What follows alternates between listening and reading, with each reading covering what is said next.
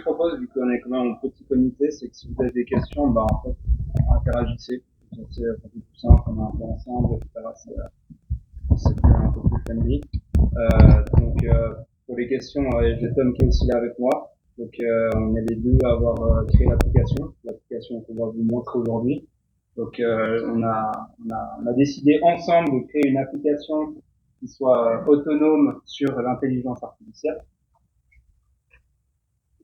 Donc, très brièvement, on va aller dans une introduction. Je vais vous expliquer un peu l'idée générale derrière l'application, les concepts de l'application, l'interface dynamique de l'application, pour ensuite aller sur quelques conseils, par exemple des difficultés qu'on a vues et puis là où on a eu plus de succès, et une conclusion, et puis bon, question-réponse, qui peut faire en même temps, plein de problèmes.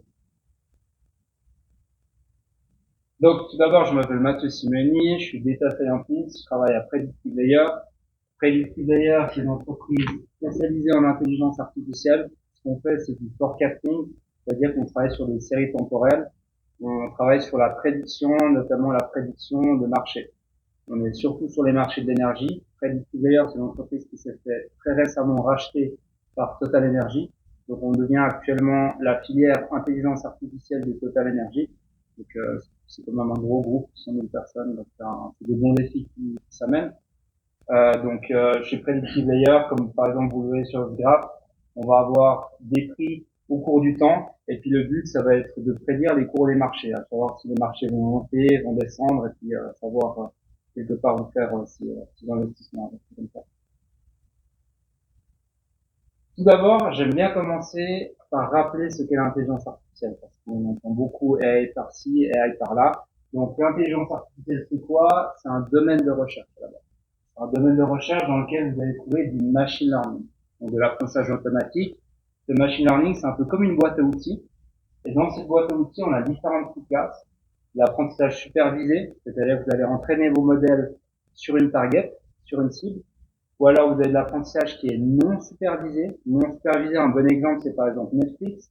Vous arrivez en tant que nouvel utilisateur, l'algorithme les personnes de Netflix vont se poser la question, d'accord, à ce nouvel utilisateur, quel type de vidéo finalement, quel type de film je vais pouvoir lui proposer. Et pour ça, il va regarder par exemple typiquement quel utilisateur est le plus proche de soi et faire du clustering. Et grâce à ça, les algorithmes vont pouvoir tenter de déterminer vos préférences. Les AI génératives, on va en parler toujours. Les AI génératives, on va en parler durant la conférence. Et l'apprentissage par renforcement, c'est notamment utilisé en robotique. Et j'en parlerai brièvement tout à l'heure. Excusez-moi, ça vous dérange pas si on prend des photos? Non, allez-y, bien sûr. Pendant la photo, j'ai une question. J'ai l'impression que récemment, les generative AI sont devenus un vachement plus gros cercle, non, au sein de la machine learning. Ouais. Je sais pas si le fait de le mettre en plus petit que les autres. Alors la réalité, c'est que l'apprentissage supervisé est toujours bien plus grand. Ouais, actuellement. D'accord. Mais c'est vrai que c'est en train de prendre une place qui est considérable. Donc on pourrait se faire une image avant et puis imaginer dans quelques temps, et puis c'est vrai que le cercle vert, il serait beaucoup plus grand. Ouais. C'est en train de prendre de la place. Mais pour le moment, ça reste quand même très, très dominant, l'apprentissage supervisé. Mais generative AI, ça veut dire c'est simplement que sa création de contenu. Oui, si vous voulez, c'est de l'IA où quelque part il y aura de la génération derrière. Donc vous avez par exemple de la génération d'images, de la génération de vidéos, de la génération de texte, et on va voir ça à travers la présentation. Donc je vais plutôt axer sur l'IA générative. Donc vous le savez tous, il y a plus d'un an, apparition de ChatGPT, un peu un gros boom au niveau de l'IA générative, bien que ça existait déjà avant. Et ce qui en a suivi derrière, c'est aussi d'autres modèles. Donc on a typiquement Midjourney, qui est un modèle de génération d'images. Stability AI, aussi un modèle de génération d'images. DALL-E, de chez OpenAI, qui est aussi de la génération d'images. Sora, c'est le tout nouveau qui arrive dernièrement. Donc c'est du texte ou vidéo, bien image ou vidéo, etc. Donc c'est vraiment de la génération de vidéos. C'est une qualité qui est assez impressionnante, franchement, avec son compétiteur qui doit prendre un coup. Donc Runway. Vous avez aussi Agent qui a fait beaucoup de bruit, donc typiquement pour la traduction. Donc par exemple quand vous filme, je parle en français et puis ma voix sera en espagnol et puis l'image sur les lèvres, il est vraiment très bien fait. Et j'ai mis aussi les TTF et puis les STT, donc du text to speech et puis du speech to text.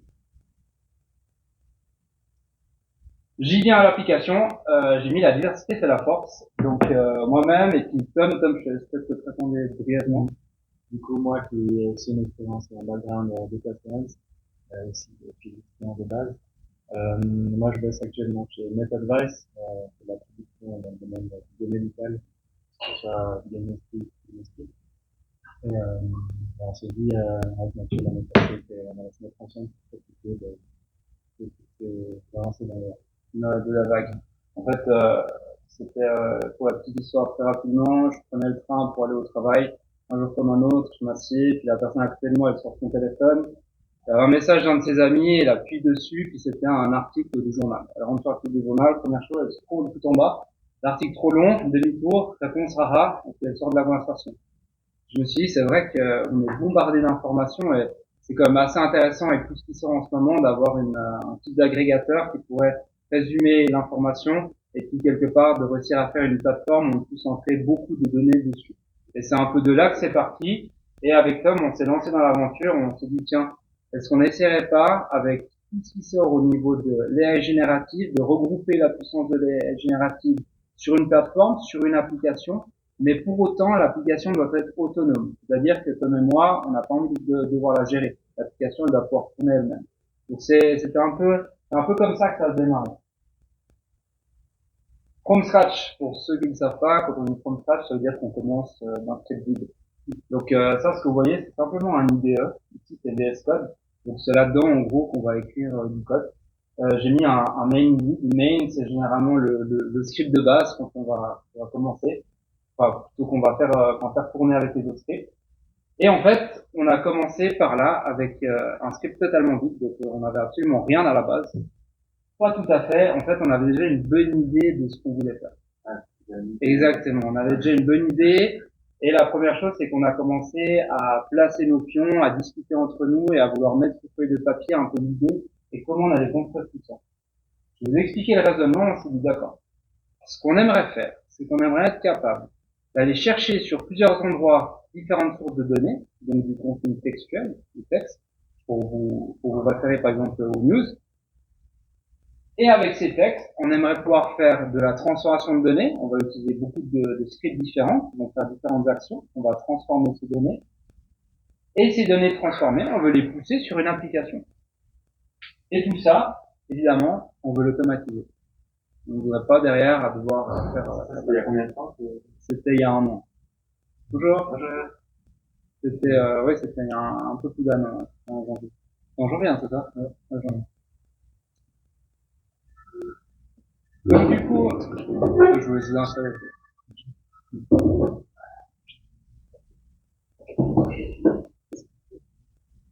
Donc du coup, on est parti de données textuelles. Les données textuelles, ça peut être des données publiques, donc typiquement tout ce qu'il y a de gratuit sur Internet, ou bien dans les journaux, typiquement par exemple la RTS. Ou alors, ça pourrait être aussi très bien des données personnelles, c'est-à-dire mes propres données, les données d'un client, une personne qui est d'accord de nous accorder un droit sur les données. Avec ces données, on va pouvoir les récupérer via des API ou via du scrapping. C'est des méthodes, si vous voulez bien, pour pouvoir récupérer la donnée. Cette donnée récupérée, ensuite on va la prendre et puis on va la mettre dans une base de données. Depuis la base de données, on va faire des transformations avec notre script. Donc c'est là, dans les transformations, il va y avoir de la gestion de données, il va y avoir de l'intervention de l'intelligence artificielle, et je vous en parlerai après. Et toujours depuis ma base de données, ensuite, j'aimerais pousser ça dans l'application, donc la visualisation pour l'utilisateur. Ensuite, l'utilisateur va utiliser l'application. Quand il utilise l'application, ce qui va se passer, c'est qu'il aura des interactions, il va générer des données. Ces données, je vais les récupérer ensuite. Donc, je récupère ces données dans ma base de données.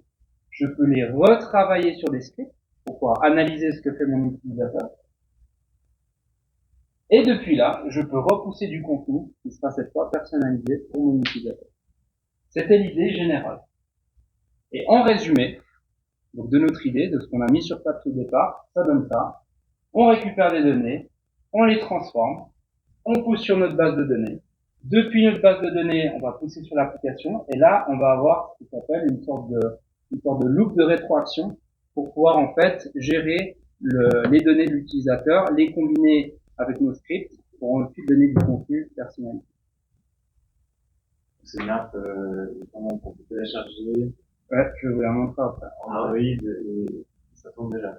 Voilà, c'est ça. Alors, tiens, je veux le dire après, c'est une bêta application.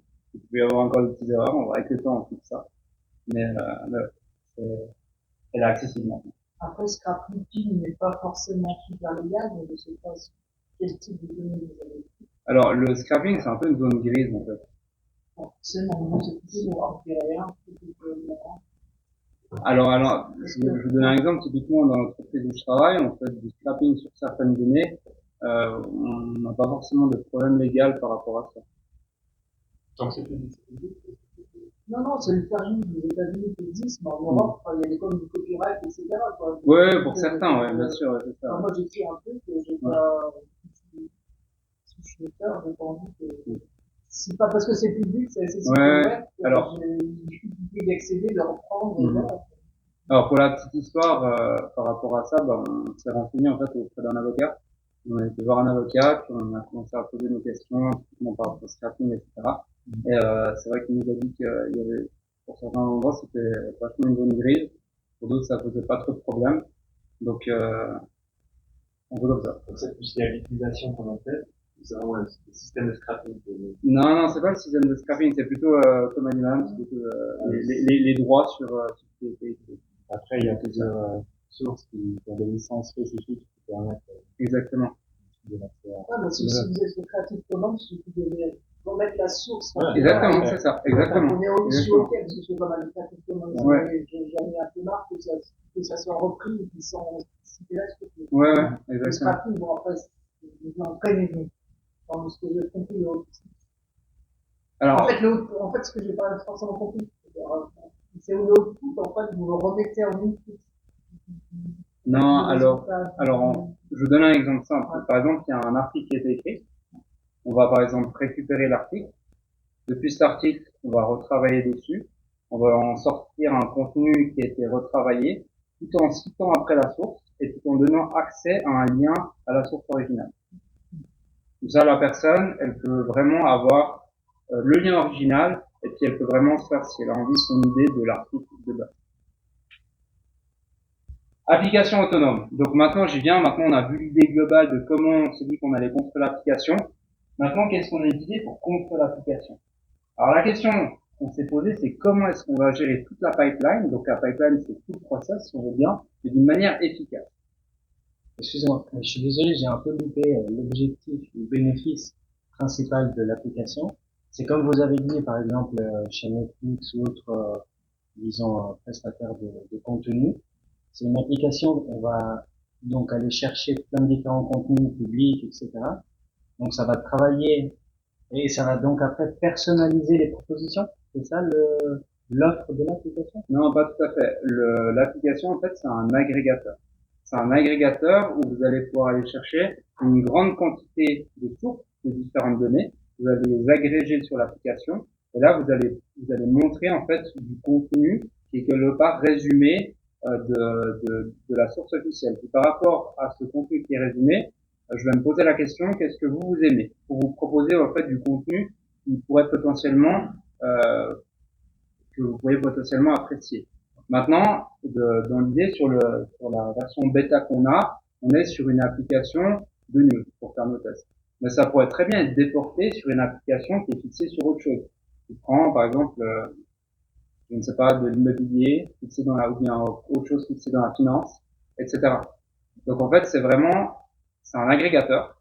C'est un agrégateur qui va pouvoir faire des résumés assez précis. Vous allez le voir, il y a aussi différentes options à l'intérieur, avec que de l'AI générative.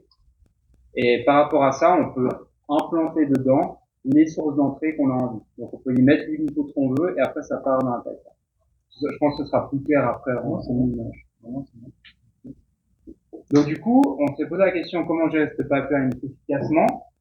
Alors je vais y venir. On s'est dit ok, bon, on a besoin de Git. Je vais vous expliquer ce que c'est. On a besoin aussi de moniteurs de script et on a besoin aussi d'un CMS. Donc commençons par Git. Pour faire simple, on utilise Git, on peut utiliser avec GitLab, on peut avec GitHub. Pour nous, on utilise ça sur GitHub. C'est en fait pour coordonner notre travail. Moi, je suis sur un script, je vais créer différentes lignes de code, je vais pouvoir pousser mon script à un endroit, et puis Tom, il va pouvoir récupérer les modifications que j'ai fait sur le script. Il peut faire ses modifications, il les repousse à un endroit, et puis je récupère. En gros, c'est pour que les programmeurs puissent travailler un peu. À l'entreprise, typiquement, on utilise GitLab. Donc, on peut être 5, 6, une dizaine sur le projet, et puis on arrive à gérer comme ça les différents scripts ensemble. Un moniteur de script. Comment monitorer les scripts? C'était vraiment la question, comment est-ce que je fais pour que l'application, elle soit autonome, pour qu'elle se gère toute seule. Ici, nous, on a utilisé Airflow. Airflow, en fait, d'une manière simple, il va contenir ce qu'on appelle des DAG. Donc, j'ai mis ici une collection de tâches. Donc, vous imaginez un endroit avec différentes tâches, et chaque tâche, ce serait par exemple un script. Et ces scripts, ils peuvent être liés entre eux. Par exemple, j'ai envie que le script A, il puisse tourner avant le script B. Et puis que le script B puisse tourner avant le script C, etc. Donc, je peux mettre des dépendances pour avoir un ordre dans qu'est-ce que je voudrais faire tourner avant quoi. Et là, vous avez un exemple aussi ici. Donc, ce serait par exemple, là, je suis dans une DAG. Là, j'ai différentes tâches. Là, j'en ai une deuxième, j'en ai une troisième, etc. Donc, c'est par ligne. Et chaque colonne que vous voyez, ce serait par 30 minutes, ce serait par heure, par 2 heures, peu importe. C'est à vous de régler ça. Donc, c'est-à-dire que, par exemple, chaque heure, je décide que tous mes scripts vont tourner. Et c'est moi qui décide quel script j'ai envie qu'il tourne. Et aussi, l'avantage dans un tel système, c'est que vous avez le graphe, vous pouvez avoir les dépendances, vous pouvez voir votre code, vous pouvez voir ce qu'on appelle des logs, c'est-à-dire que vous allez pouvoir avoir un historique, en fait, quelque part, de ce qui se passe avec les modèles d'intelligence artificielle et autres, et vous allez pouvoir vérifier qu'il y ait tout qui tourne d'une manière correcte. Et puis ce que j'ai mis à droite, là, c'est simplement un bout de code Python qui démontre un peu comment on devrait arranger les différentes tasks pour qu'ensuite ça marche sur le software. Un CMS, donc Content Management System. L'objectif là derrière, c'est que on a parlé avant, on a besoin d'une base de données. Et puis derrière cette base de données, des fois c'est un peu difficile de visualiser et autres. Donc on peut utiliser un CMS. Ici on utilise le CMS Rapid. Donc en gros c'est simplement, ça c'est un bout de notre base de données. Où vous allez voir, bon là j'ai caché pour la confidentialité, mais vous allez voir qu'on a différentes catégories. Et par exemple à l'intérieur des catégories articles, là vous allez avoir plein d'articles qu'on scrape, qu'on récupère via l'API. Donc là vous voyez 1445 quand j'ai pris le screenshot. Si je cliquais sur un seul, j'aurais les informations de l'article, j'aurais les informations de la source, s'il y a des images avec, j'ai toutes les informations qui concernent la donnée que j'ai été retirée. Comme ça, moi, ça me permet d'avoir une visualisation, de voir ce qui se passe au niveau de cette donnée et de pouvoir la gérer d'une manière correcte. Si je résume sur une seule image, ça donne ça. Ça donne que vous avez en jaune un serveur sur lequel on travaille. Sur ce serveur, on va faire de l'acquisition de données. Monitoring, ça signifie Airflow, c'est ce qui monitor nos scripts. Le stockage des données, notre base de données. Et la transformation des données. Et ça, on y reviendra juste après. Là, on va faire un petit zoom sur la transformation des données. C'est là où on part dans l'intelligence artificielle. Alors, ce qu'on a besoin dans nos scripts, c'est d'abord des indicateurs de santé. Qu'est-ce que ça signifie? Un indicateur de santé, ça signifie que j'aimerais voir si ma donnée, elle est en bonne santé ou non. Si c'est des textes où il y a des trous partout, si c'est une catastrophe comme donnée d'entrée. Donc on a dans notre pipeline différents indicateurs de santé qui vont nous renseigner si la donnée qu'on est en train d'introduire dans notre pipeline, elle est bonne ou elle n'est pas bonne à être utilisée. C'est très important. Suite à ça, on va faire, c'est un peu plus complexe, on va faire des calculs de similarité. C'est-à-dire, je prends un article. J'ai un article qui vient, je reprends l'exemple, de la RTS.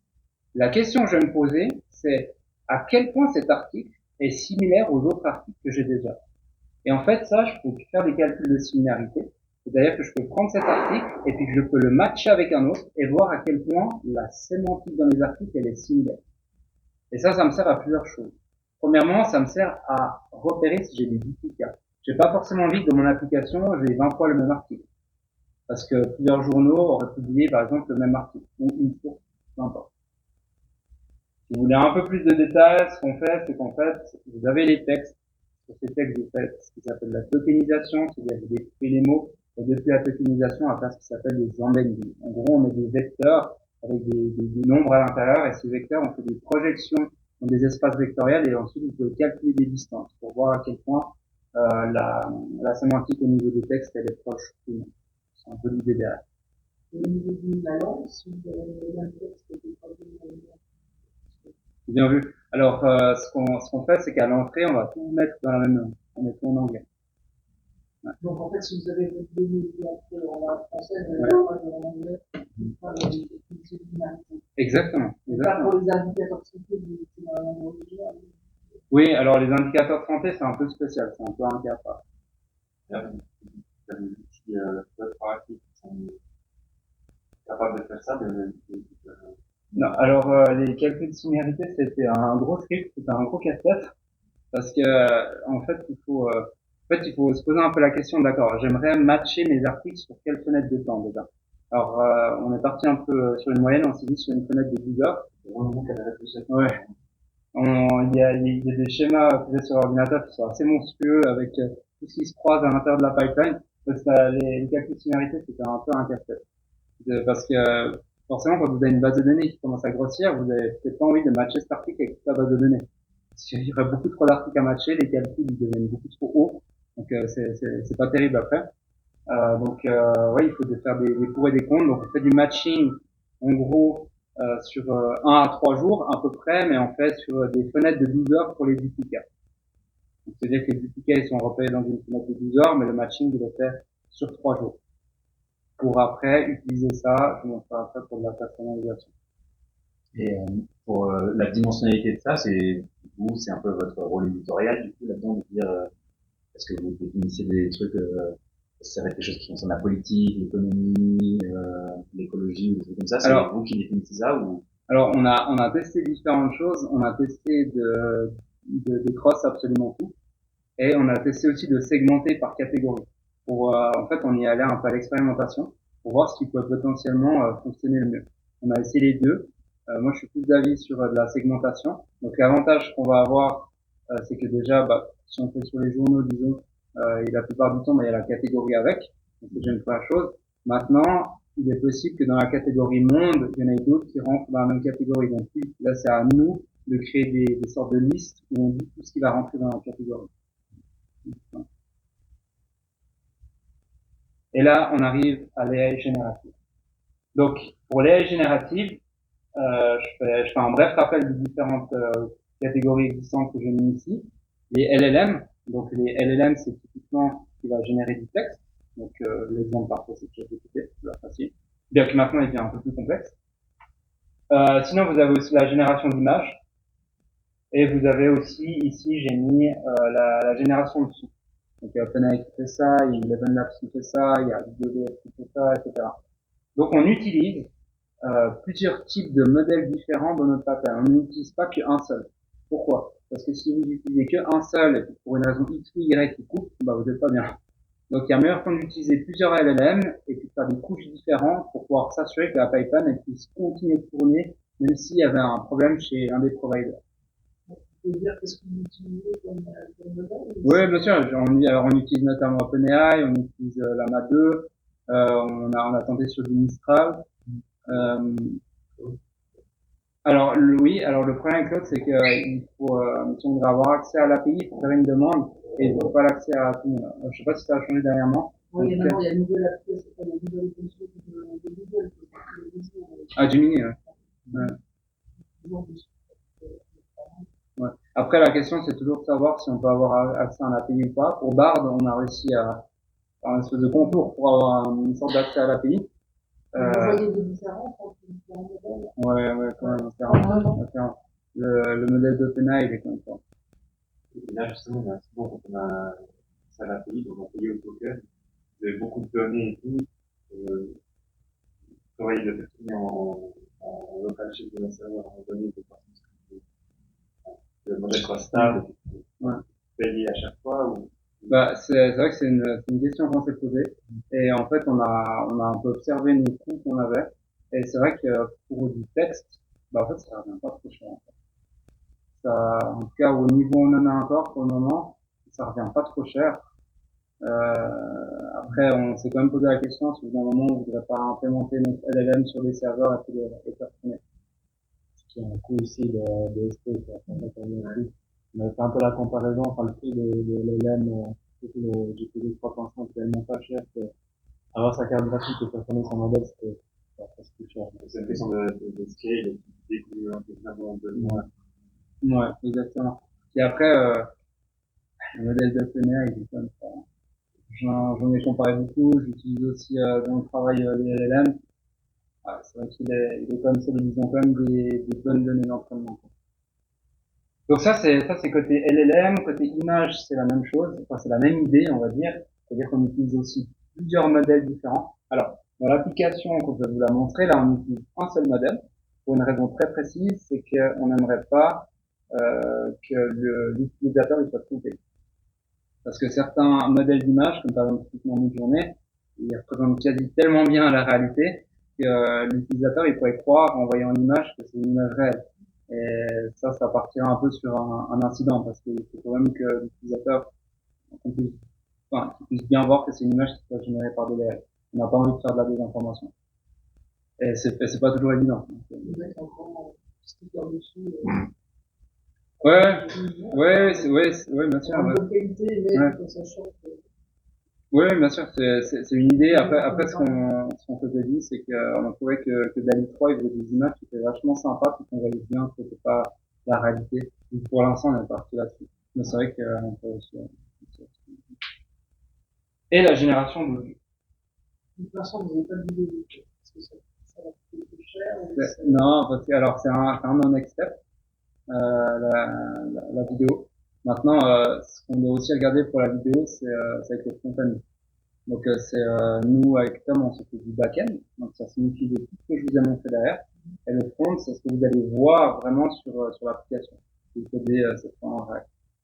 Et c'est vrai que ça, il faut avoir une certaine coordination avec la personne au front, faire en sorte que ça aligne bien sur l'application, que ça fonctionne. Après, il faut se poser la question aussi de la durée des vidéos, si ça va pas quelque part dégrader l'application lorsqu'on va faire cette application. On a réalisé nous-mêmes en créant l'application que c'est pas facile en fait de créer l'application. C'est quand même un sacré travail, puis il y a beaucoup de choses à penser. Mais c'est une de nos prochaines étapes. On aimerait bien, si on pouvait avoir ça dessus.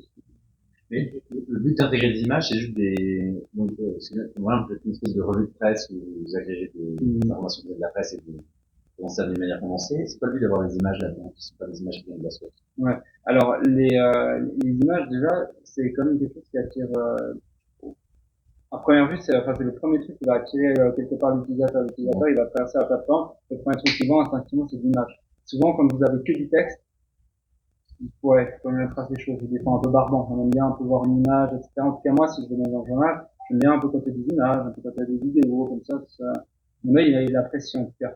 Et c'est vrai que parmi le pool, de testeurs qu'on avait, ils nous ont dit qu'avoir des images, c'était agréable. Et avoir des vidéos, ce serait important. Mais les images sont créées, c'est d'abord le texte qui est créé, et après, c'est dans la temporalité, c'est d'abord le texte qui a été créé, et après, à partir de ce texte, vous avez l'image. Oui. Alors d'abord, comme vous dites, le texte il va être créé, et puis depuis le texte, on va recréer une phrase pour essayer de déterminer au mieux ce qui se passe dans la scène. Et depuis cette phrase, ensuite, on va la pousser au modèle qui lui va créer une image. C'est pas à partir des images. Réel, vous dites. Non, ouais, de la suite, des vos sources, quoi. Ah non, non. Je prends, c'est fait automatiquement. Ouais, exactement. Maintenant, en droit, c'est le but de recréer une photo qui donne une couleur de presse. Ben ouais, mais comme en fait, c'est aggloméré, donc il pourrait y avoir 20 de presse avec une image différente, et à partir de cette image, on fait une image. Ah, bien sûr. Après, Non, je vois, c'était juste la temporalité. Et là, j'ai le point front-end qui est vraiment important à faire. Parce qu'à maintenant, on a fait les deux, tout ça, tout le back-end, et là, on a fait au stade où on a fixé non, on va vous montrer en fait le front-end. Donc pour la petite histoire, on a bossé pendant presque 6 mois sur le bac avant de commencer le front. On a fait ça. Donc d'abord, on voyait que du script pendant les 6 premiers mois. Donc il n'y a aucun résultat. On mange du code, et puis on espère que ça va fonctionner. Et puis un jour, on a fait appel à parce que ni Tom ni moi, on sait coder du front, c'est un métier à part. Donc un jour, on a fait appel à un indépendant. Et cet indépendant, c'est lui qui nous a fait le front. On a dû venir avec nos idées, créer le template, etc. Et dire voilà, c'est un peu ça qu'on aimerait. Puis au fur et à mesure, on y fait. Et pour être très honnête, on a commencé à peu près au mois d'août. On travaille toujours avec la personne. C'est quelque chose de bon. Ensuite, après Generative AI, forcément, on a des contrôles. Pourquoi? Parce que, typiquement, les LLM, ils peuvent avoir des hallucinations. Et ça, ce serait pas terrible de donner de la désinformation aux utilisateurs. C'est un défi, on va pas se mentir, c'est pas quelque chose qui est évident. Mais on a mis en place des sortes de barrières de contrôle pour pouvoir éviter au maximum que le LLM il commence à délirer. Et il existe aussi des librairies à part, pour pouvoir contrôler ça. Salesforce, là. Ouais. Salesforce que Tom a aussi un peu utilisé, qui est rapidement. En gros, le but c'est de créer des questions à partir du résumé, du texte généré par le LLM, et voir si on peut répondre à ces questions en utilisant le texte en source. Et si en fait on peut pas, c'est que vraiment il y a un problème. Mais c'est manuel, parce que c'est manuel derrière aussi. Non, c'est encore une fois automatisé. Exactement. C'est pas des saignants. Madagascar, non, pas contre ça. Non, surtout, c'est sur un GitHub. Du coup, le repo, il y a tous les scripts. Donc, il faut avoir accès aux scripts. Puis, vous pouvez déchiffrer tout ce qu'il y a dans le script. Ouais. Et ensuite, à la fin, de la personnalisation. Donc, la personnalisation, c'est comme je vous disais, on récolte les données des utilisateurs, là où ils ont cliqué, là où ils ont liké. Et grâce à ça, on va tenter de personnaliser au mieux leur flux. Et là-dedans, dans la personnalisation, on utilise notamment des calculs de similarité. Des calculs de similarité. Pourquoi? Parce que, un peu complexe, mais on utilise en gros des différentes matrices, des matrices avec des scores, des matrices avec de la similarité sur les articles. En gros, vous avez un endroit qu'on appelle du content base, c'est-à-dire vous regardez à quel point deux articles sont proches, deux textes sont proches. Et de l'autre côté, vous allez faire du collaborative filtering. Vous allez regarder à quel point deux utilisateurs aiment le même type d'article. Avec ces deux techniques, vous faites une technique hybride, et puis vous arrivez à créer des matrices qui permettent de faire de la personnalisation. Donc à la fin, vous avez pour un individu des scores suivant les articles, et vous allez vouloir donner l'article qui a le score le plus probable qu'il appelle. Et la personnalisation est porte uniquement sur la thématique de source. Vous ne faites pas, par exemple, de la personnalisation sur le style du résumé.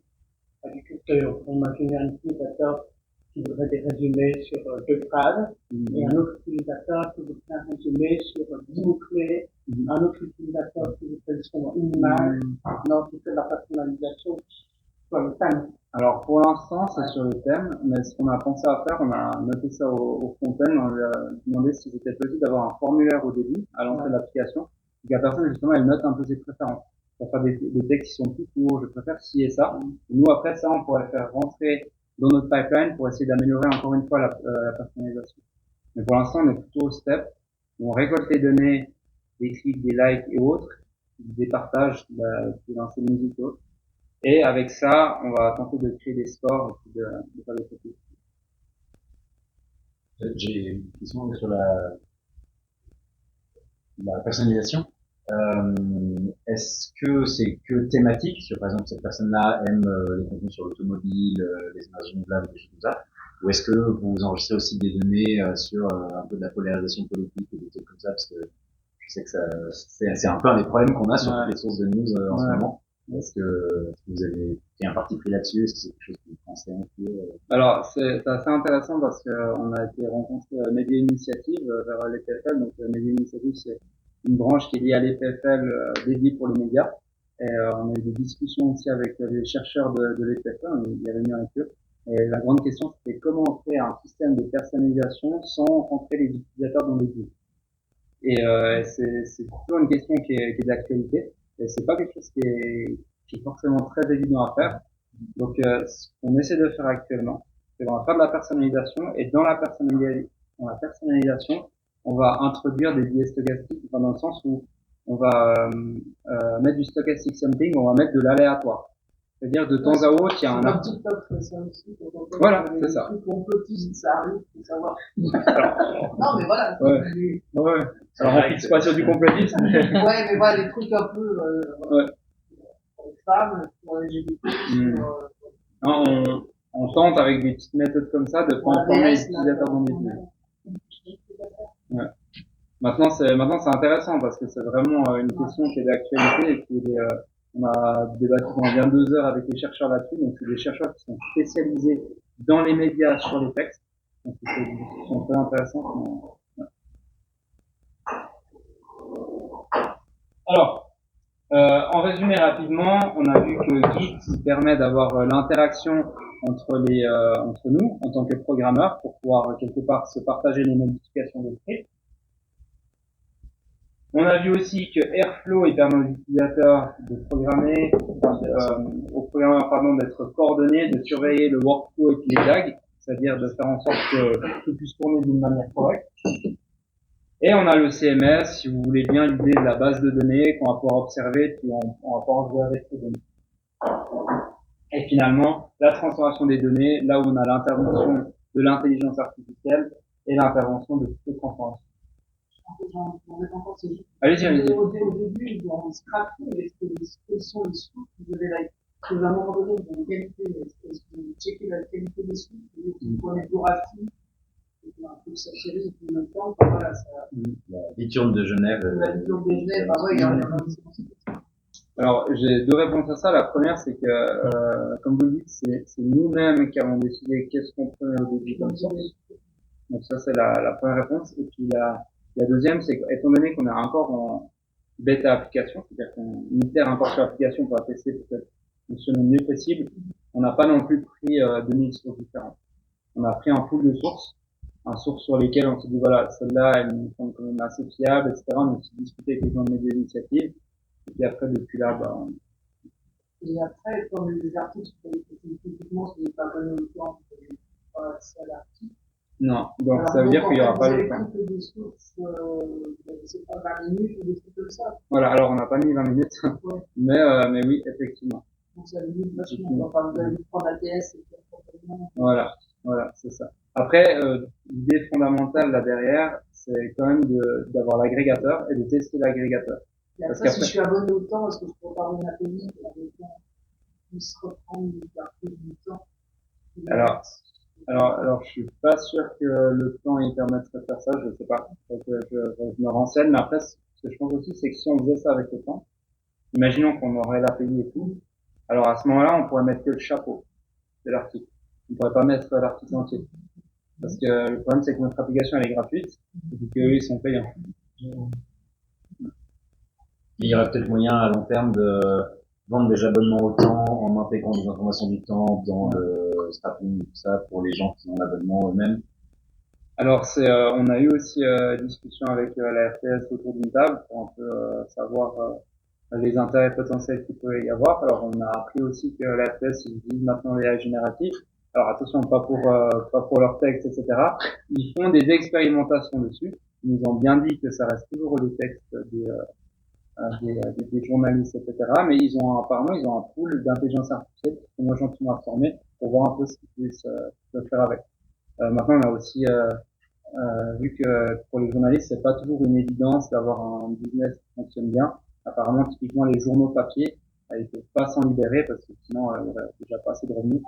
Donc, voilà, ils ont pas non plus une source de revenus qui est absolument monstrueuse. Donc, je sais pas à quel point ils sont enclins à commencer à faire des tests et puis avoir des abonnements et des échanges comme ça. Pour l'instant, vous avez combien de sources et de scrapping? On en utilise une dizaine quand même. Ouais. Encore une fois, le but ici, c'était de... Ça, c'est un prototype pour l'instant. Ouais. C'est une application bêta. C'est ça, parce que déjà, on paye sur chaque chose supplémentaire, ça engendre des coûts supplémentaires. Et c'est ce qu'on a gardé en tête, c'est qu'on essaie de distribuer le plus possible dans le monde entier, parce que ça, c'est un des gros avantages, c'est que peu importe la langue, on peut traiter le contenu, y compris aussi d'avoir des avis des médias d'autres pays pour avoir un peu des points de vue différents. Par exemple, on a une source des États-Unis, une d'Espagne, une autre en Italie, etc. Donc, c'est des tests sur la technologie, c'est combien de langues on arrive à intégrer, comment la pipeline, elle arrive à réagir là-dessus, etc. Et donc, moi, je vais avoir le texte que je vais avoir, parce que je dois choisir la langue ou Alors, parce que vous avez tout traduit en anglais pour la partie quelques dissimilarités, mais après, les textes que je reçois, c'est en italien, en espagnol. Alors, c'est l'objectif. L'objectif, c'est de mettre un maximum de langues possible. Pour l'instant, on a mis en 2 langues. On a mis en français et en anglais. Et à terme, on aimerait justement pouvoir déployer sur d'autres langues. Encore une fois, c'est aussi une question de temps. Plus vous mettez de langue, plus vous avez plus. Mais c'est quelque chose qu'on pourrait, qu'on va faire. Et puis surtout que, Et pour la traduction, vous utilisez un LLM. oui, alors là, on aurait, Ça marchait pas mal. exactement. Alors, on a essayé avec différentes technologies, notamment pour le ouvert, on a essayé avec DeepL, par exemple. Mais on a trouvé que en fait la traduction avec LLM, elle était meilleure en fait de ce qu'on a vu. On trouvé qu'elle était vraiment pas mal. Du coup, c'est vrai qu'on utilise plus les LLM.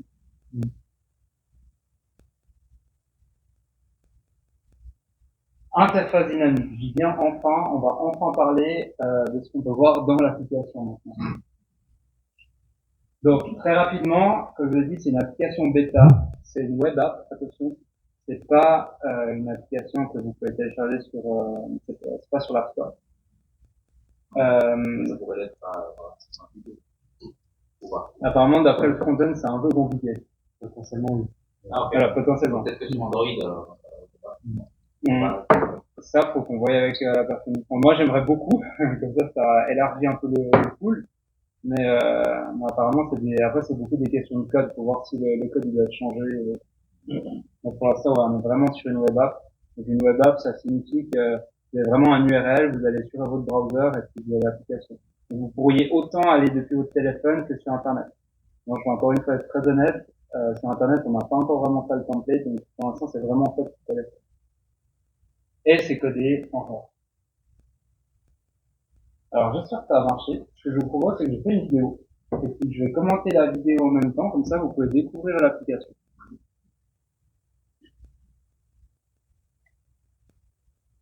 Parfait. Alors là, je suis sur un browser, je suis sur Safari, je vais sur flashnews.tech. J'arrive sur l'application, donc je peux déjà me balader dedans. J'ai un bouton installer. Sur le bouton installer, on me propose d'aller dans le menu ici. Et dans ce menu, on me propose d'ajouter à l'écran d'accueil et finalement appuyer sur le bouton ajouter. C'est ce que je vais faire, je descends, j'appuie ici. Voilà, j'ajoute simplement. Et l'application, elle est téléchargée sur mon téléphone. J'appuie dessus, j'ouvre l'application. Déjà, j'ai une première différentes informations sur l'application qui arrive. Donc, je peux tranquillement lire mes infos. Là, j'en ai quelques-unes en plus. Après, je peux mettre Never Show This Again, je suis en ligne. Et maintenant, je suis sur l'application. Alors, évidemment, si on voudrait faire de la personnalisation, il faut que nos utilisateurs ils s'inscrivent.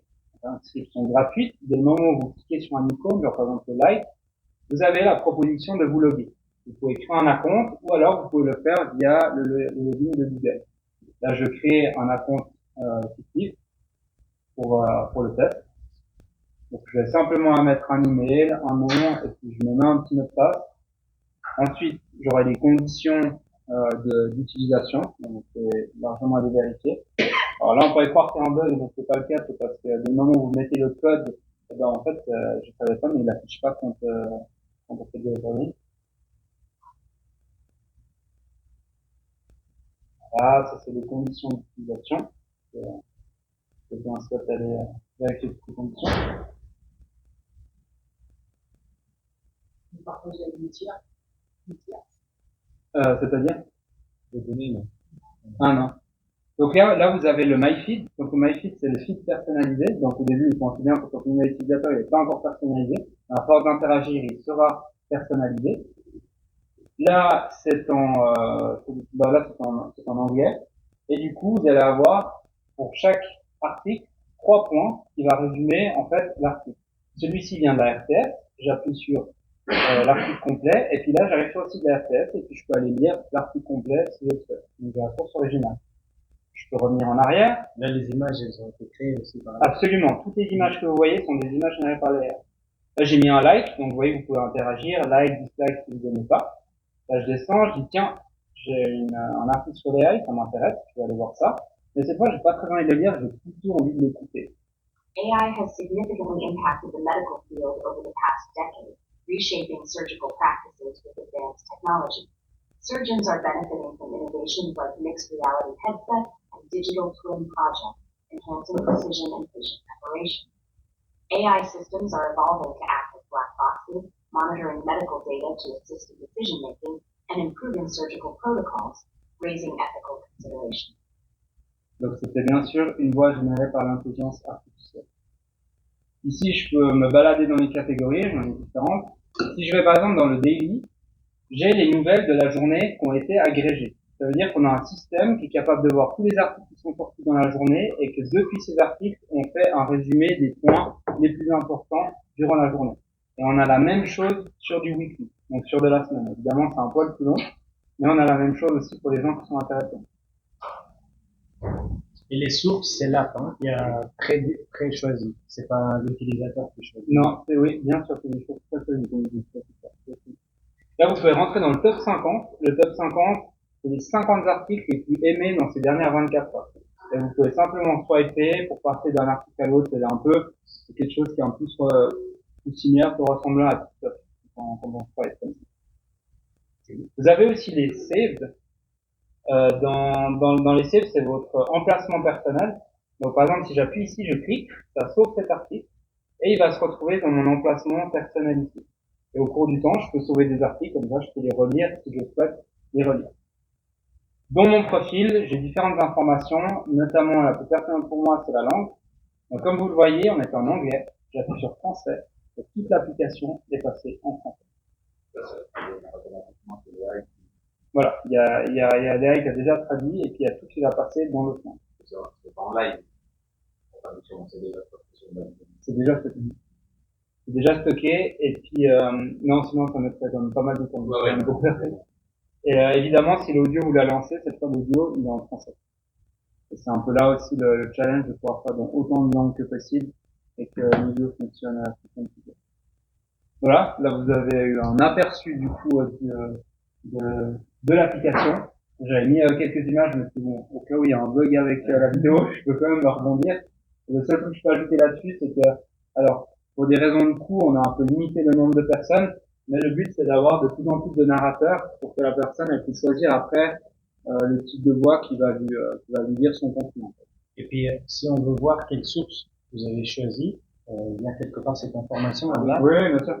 C'est ouais, exactement. Bon, là, il faudra descendre. Non, pas par article. Vous avez dit que toutes les sources, les différents médias, c'est vous qui les pré-choisissez. Ah, vous dites si à un endroit on a mis toutes les sources? Ouais, c'est ça? Non, on n'a pas mis. S'il y a que des luminaires. Mais c'est vrai qu'on pourrait le mettre, là. C'est vrai qu'on n'a jamais pensé comme ça, mais ce serait intéressant. Pour l'instant, on a simplement mis au bout de chaque article. Parce que c'est critique, en quelque sorte, stratégique. C'est-à-dire que selon le choix que vous faites, j'imagine le plus large possible, mais si vous choisissez, vous pouvez ajouter ou pas des liens, en quelque sorte. Ouais. Surtout si on continue de fixer dans les médias, comme vous dites. Donc là, encore une fois, c'est le test de l'agrégateur. On s'est dit que les news, c'était intéressant parce que il y a du contenu. C'est super intéressant. C'est clair, vous utilisez que pour les news? Pour l'instant, oui, mais je vais vous dévoiler là-dessus. Alors, déjà, en résumé, c'est un agrégateur de plusieurs langues. Donc voilà, grosso modo, c'est simplement ce qu'est l'application. Ça résume sur un tas de langues différentes, tout ça avec de l'AI générative, un maximum d'AI générative à l'intérieur. La pipeline, comme vous avez vu, elle est autonome. Ça signifie que maintenant, si vous accédez à l'application, vous allez avoir constamment du nouveau contenu qui va arriver. Là, en ce moment même, les scripts sont en train de tourner. Nous, on est là avec vous, on fait rien du tout. Il est disponible, donc, dedans. L'application, oui, vous allez pouvoir avoir accès après. Elle est sur, c'est un URL sur le browser. Après, encore une fois, c'est la bêta. C'est quoi? C'est une combinaison des différentes technologies qui sont novatrices sur le marché au niveau de l'AI générative. Et ça, c'est le dernier petit nouveau, c'est le répliqué de la technologie. On a mis très récemment en place ce qu'on appelle de la dockerisation. C'est-à-dire qu'en fait, c'est comme si vous preniez votre technologie, vous êtes capable d'un peu l'encapsuler, et vous êtes capable, presque en un claquement de doigts, à la dupliquer. Ça signifie quoi? Ça signifie que maintenant, on pourra avoir une application sur les news, une application sur la finance, une application sur autre chose, etc., etc. Et c'est un peu quelque part toute la force de la dockerisation. Si vous n'avez pas besoin de tout écrire, etc., vous pouvez très rapidement dupliquer votre application dans différents business. Il y a des cas disponibles de développeurs qui font ça. Bah, c'est vraiment prendre la technologie, la dupliquer et puis changer par exemple les sources d'entrée. Mais on va, la première technologie, elle reste toujours là. Donc, ce serait par exemple sur les news, par exemple, ça resterait, ça pourrait vivre. Et on dupliquerait et puis on irait sur un autre sujet. Et c'est quoi votre business model? Alors, le business model, il va arriver normalement ici. C'est qu'à venir, ce qu'on aimerait faire, c'est qu'on aimerait partir sur une version qui est spécialisée sur les crypto-monnaies. Pour deux raisons. C'est déjà, on apprécie particulièrement ça. Tom, il a travaillé pendant plusieurs années dans une boîte spécialisée en crypto-monnaies. Donc, c'est un domaine qui connaît vachement bien. Les gens sur les crypto-monnaies, c'est des gens qui sont quand même vachement techniques, qui aiment beaucoup la tech. Donc, tout ce qui est AI, etc., ça leur parle, ça leur dérange pas forcément d'avoir des images liées à l'AI. Les conflits qu'on a un peu liés aux médias, c'est que il y a des gens qui n'aiment pas vraiment avoir des images qui étaient générées par de l'AI, ils préfèrent avoir des images qui sont vraies, etc. Donc, voilà, on a un peu testé sur les news, mais c'est vrai que pas forcément très évident. Et du coup, on va rentrer dans le monde de la crypto-monnaie avec un dédicata. Et là-dedans, ce qu'on souhaite faire, c'est qu'on souhaite intégrer notamment un MetaMask à l'intérieur pour pouvoir en fait avoir en fait, je vais mieux expliquer que moi. Pouvoir payer directement en crypto-monnaie un abonnement pour avoir accès à tout les contenus de l'application. De celui-là. Voilà. Alors il y a toute une partie qui va rester gratuite. La force encore une fois, c'est que d'après Tom et d'après aussi toutes ses connaissances dans la crypto, c'est qu'il y a beaucoup d'informations, mais il n'y a pas trop apparemment d'agrégateurs de crypto-monnaie. Il n'y a pas trop un endroit où on pourrait avoir toutes les informations qui liées à la crypto-monnaie. Ah, c'est sur l'info, sur la crypto. Exactement. Parce que les gens, ils sont très intéressés à savoir quel marché a fait quoi. On reste dans le domaine des news. Oui, c'est ça. On a Exactement. toujours besoin d'informations textuelles en entrée pour on peut répliquer dans plusieurs domaines, mais on est quand même limité. En fait, c'est la thématique que vous restez pas. En fait, après, vous faites par thématique, quoi. Vous répliquez Exactement. par thématique, quoi. Et elles sont apparemment toutes gratuites, sauf celles des crypto-monnaies. Alors toutes pour l'instant gratuit. Voilà, déjà. Oui, non mais Mais l'idée, oui, bon, c'est ça. Et on pourrait pousser plus loin, genre, grâce aux news, on pourrait avoir par exemple imaginer quelle est la crypto potentielle qui pourrait être pour les investisseurs de crypto. Hein. Si on remonte des news et faire une stat avec le passé, savoir la future. Alors, je vous dévoile un petit peu, on n'est pas trop non plus. Là, vous entrez en conflit avec votre employeur, en fait. J'allais dire politique meilleure, en fait. C'est qu'il y a moyen de. Alors, ça va parce qu'ils sont pas du tout dans la crypto-monnaie. Ils sont sur le marché de l'énergie. Donc, voilà, je ne brûle pas trop. Mais oui, on développe aussi à côté des modèles prédictifs dans la blockchain. Et on pense, on y réfléchit fortement comment est-ce qu'on pourrait intégrer une partie des prédictions peut-être dans l'application pour des utilisateurs qui sont bien avérés dans la crypto-monnaie. Mais ça, on n'est pas que les deux, on fait avec une équipe qui a encore à part. Ouais. Voilà. Voilà, c'est un peu le projet en fait. J'arrive presque à la fin. Donc, On parlait des news, mais c'est vrai que c'est quelque chose de sur YouTube, etc. Vous avez aussi fait des chiffrés, je prends des informations. à partir des vidéos. Ouais. Alors pour l'instant, on fait que sur du texte. Déjà, on va essayer d'aller voir ce qu'on peut faire aussi avec Twitter, parce que Twitter, c'est quand même une sacrée force au niveau de la photo. Absolument. Voilà. Ouais, tout à fait. qu'est-ce qui est plus difficile à prévoir, les marchés ou la météo? C'est une bonne question. En fait, c'est marrant parce que dans nos modèles prédictifs chez Predictive d'ailleurs, on utilise la météo pour pouvoir prédire le marché. Donc, et on utilise des forecasts de la météo. Ben, ça m'étonne pas parce que le social est influencé par la météo en quelque sorte. Les gens sont tristes, achètent moins. Mais encore plus dans les marchés d'énergie. Parce que si vous allez devoir avoir une certaine fourniture d'électricité, bah, faut voir le vent, faut voir la météo par rapport au solaire, etc. Et puis, du coup, tout ça, vous allez compter sur les prédictions pour un peu voir la couleur dont va avoir les marchés. Les matchs de foot, c'est un peu pas en fonction des résultats, plus d'euros, moins d'euros, plus de défenseurs, moins de défenseurs. Ouais, On peut il faire ça avec des y a des prédictions un peu parfois. En fait, la question devrait être toujours posée sur une durée, c'est-à-dire sur quelle durée on arrive à prévoir quelle évolution dans tel domaine. Hein. C'est ça. Ouais, La clé, c'est la durée, j'imagine, de la ouais. Alors, pour exemple, à l'entreprise, on fait des prédictions sur au maximum à peu près 15 à 20 jours, parce qu'au-delà, ça devient un peu trop aléatoire. Donc au maximum, on fait ça et on est surtout sur du short terme. C'est-à-dire qu'on va surtout prédire les marchés de qu'est-ce qui va se passer demain. Ouais, on est surtout là-dessus. Donc c'est vrai que quelque part, c'est quand même du court terme. Hein, je sais pas, Je crois que justement, la météo, c'est un peu ça aussi. On va le bonjour. ouais, c'est vrai que c'est Avec certitude, on va dire. après on est 5 jours. pas toujours. Météo Suisse, c'est justement un gros projet avec l'IA, utiliser plutôt de l'intelligence artificielle que des modèles physiques pour prédire la météo. Ils sont en train de lancer un gros projet là-dessus. Et de comparer aux résultats des modèles physiques.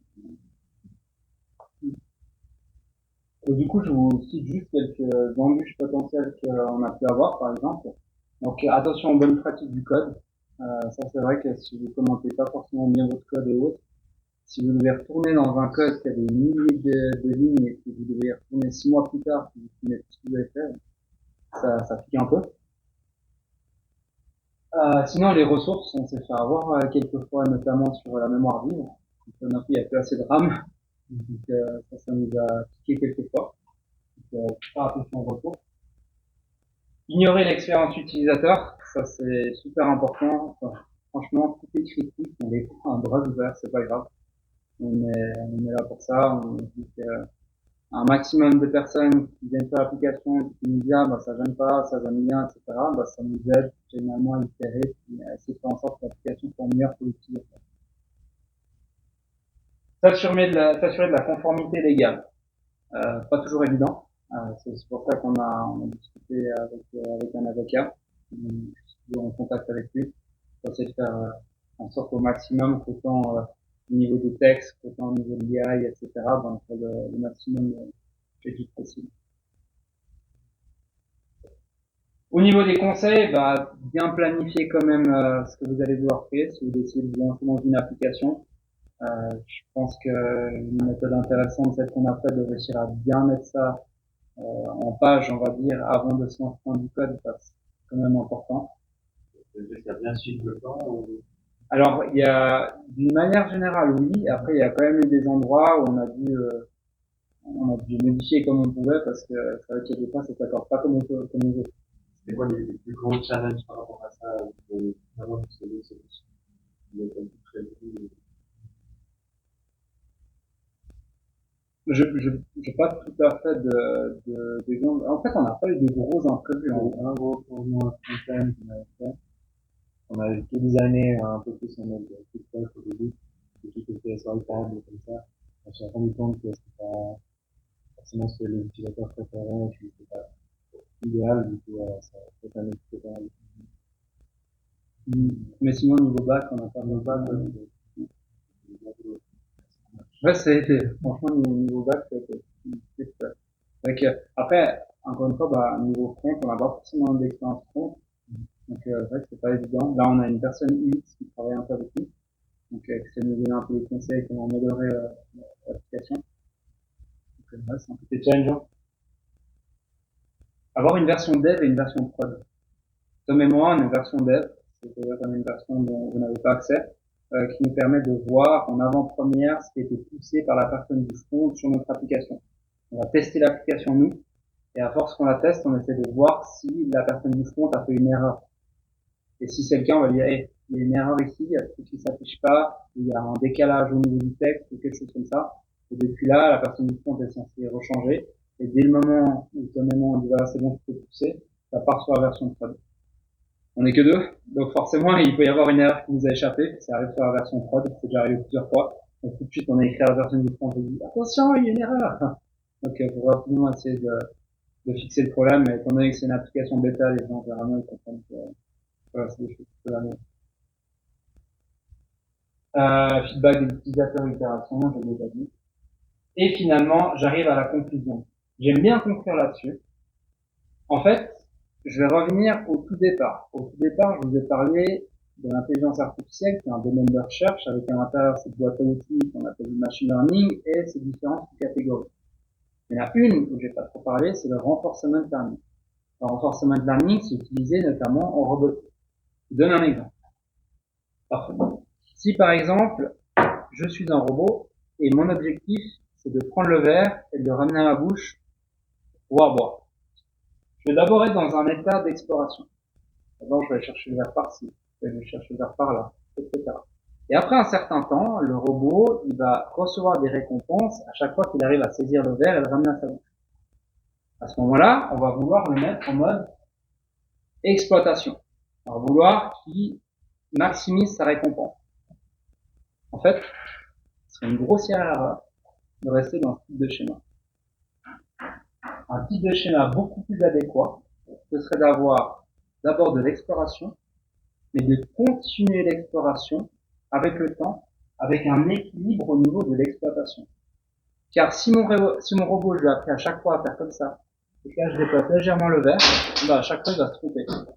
Donc en fait, j'ai constamment besoin que mon robot soit capable d'exploiter, mais aussi d'explorer son environnement. Pourquoi? Pour pouvoir s'adapter si un environnement est changeant. Pour qu'à long terme, il puisse se réinventer, atteindre le succès. Et moi, je trouve que c'est une très bonne analogie de la vie de tous les jours, parce que c'est largement le cas. Il faut s'adapter au jour le jour à ce qui se passe dans notre environnement, et notamment avec les technologies, typiquement avec l'IA. Et ben, il faut constamment se renseigner sur ce qui se passe pour pouvoir être à la page et pouvoir, si on veut bien, se réinventer au cours du temps. En fait, ça change énormément l'apprentissage humain, finalement. Exactement. Mais du coup, ouais, du coup, c'est un concept qui m'a vachement marqué dans un livre, et que je voyais tout de suite de rapprochement avec le business et tout ce qui se passe tous les jours. Donc voilà, j'ai terminé la présentation. Ça, c'est le QR code de l'application si vous souhaitez y accéder. Sinon, vous faites simplement flashnews.tech sur un browser. Il faut aller de préférence sur Safari si vous voulez pouvoir installer l'application. Je sais que sur Android, sauf erreur, depuis Google, c'est aussi possible de l'installer. Ça marcherait sur mobile.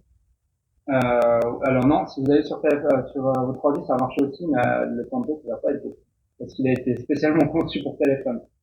Donc ça va pas être un très beau template. Pour téléphone, ça va être comme la vidéo que je vais mettre. Donc voilà, je vous remercie de votre attention. Alors,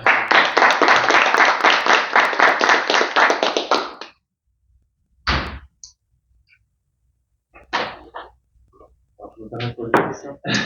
Vas-y. Est-ce que vous avez déjà des concurrents là-dedans que vous ont organisé qui vont dans la même direction, pour les news ou Tu en parlais ou j'en parle? Ouais. On a découvert il y a quelques temps Artifact. Donc Artifact, ils sont américains, fondés par des anciens d'Instagram. Des anciens d'Instagram. Exactement, et puis ils se sont lancés un peu dans cette idée de faire un agrégateur de news. Donc nous, on n'était pas du tout au courant, on a découvert qu'il y a quelques temps. Et en fait, il s'est avéré qu'ils ont arrêté leur business. Ils ont arrêté leur business en plus très récemment. On a vu ça dans les journaux parce qu'apparemment, ça fonctionnait pas. Donc ça fait un peu froid dans le dos, on s'est dit, oh là. Mais oui, du coup, par rapport à agrégateur de news, on aurait eu potentiellement ce concurrent. Après, sachant qu'avec Tom, ça nous avait fait qu'à moitié, dans le sens où on avait plus pour objectif d'avoir un agrégateur. Et puis pouvoir mettre, peu importe le contenu qu'on aimerait finalement. Justement, ça n'a pas fonctionné. Je pense que c'est pas une bonne technique, c'est comme l'utilisateur. Pas trop critique l'abonnement. Je sais pas si leur business model ne suivait pas, ou il n'y avait pas plus de détails que ça, mais j'imagine que c'est vraiment lié à leur business. On a juste un article là-dessus. Et sinon, il y a aussi Ground News, qui est d'ailleurs bien plus orienté au niveau de géopolitique des cryptoactifs, et qui fait vraiment quelle source parle de quel sujet, de quel point de vue. plus, Ah ouais, c'est vrai. donc, l'idée, elle est vraiment venue, comme tu l'as dit, Dans le train. Dans le train. Exactement. Là, vous êtes parti de zéro, quoi. Il y avait pas de- Ouais, en fait, il y avait ces deux choses. Il y avait la première, il y a eu le boom de ChatGPT. Du coup, on était comme des fous. Et puis, et ouais, c'est le deuxième déclic un peu dans le train. Puis dès qu'on en parlé à Tom, on s'est dit, allez, on se lance. Mais peut-être un peu en lien avec la première question sur la concurrence, vous n'allez pas faire une levée de fonds ou quelque chose parce que le problème avec des concurrents, c'est qu'ils arrivent plus en force, plus rapide,